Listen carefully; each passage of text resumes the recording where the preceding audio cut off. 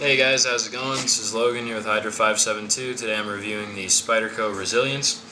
I'll start at the front, move to the back as usual. The tip, it's adequate. I wrote broad, and what I meant by that is the grind between the tip and the on-ground part of the blade is a little bit longer than it would be on the rest of the edge of the knife. The tip itself is a little bit narrow to the point that I'm afraid if you were to abuse it you could get it to snap, but like I said, you'd probably have to abuse it. It's definitely not acute enough that I'm worried about it breaking in normal usage. The knife has plenty of belly, as you guys can see. Blade profile I think is awesome. It kind of looks like a food preparation type blade, but it's a very capable EDC knife as well. The grind, I thought it was a great full flat grind. The steel that you get is 8CR13 MOV, which is an awesome steel, a budget steel in this price range, and it does really well. The retention is decent. It's definitely not a problem. I do touch mine up pretty often. Which, you know, the sharpening is awesome. It's very easy on the Spyderco Sharp Maker. The 40 degrees gives you a really beautiful edge, barely any effort. Even after some pretty hard use, a couple swipes gets it just shaving sharp again. Deployment with the little zip tie modification you guys see is pretty good, and the spider hole does make it really easy to do that modification.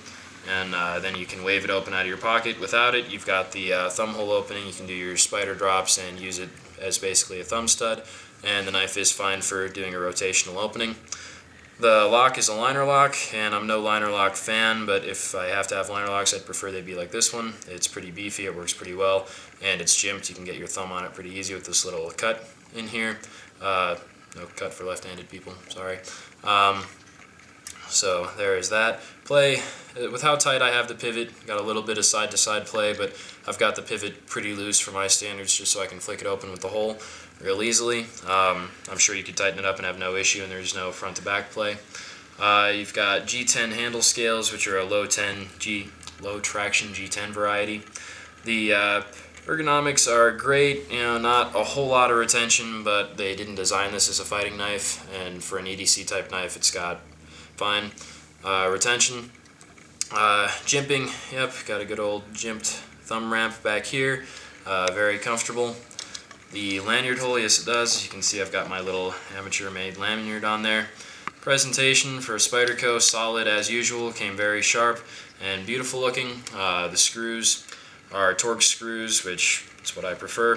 The clip, flip it around, is a great clip, very deep carry, not much of the knife sticking out, and yeah, no issues there.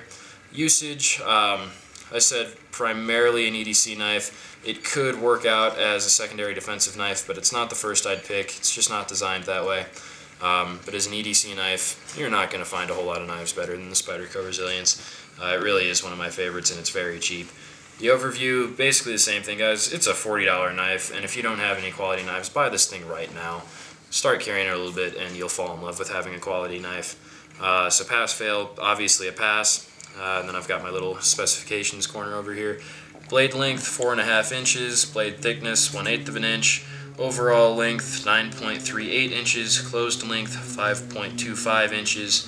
On Blade HQ it's $47, which is weird. I feel like it's been cheaper than that recently.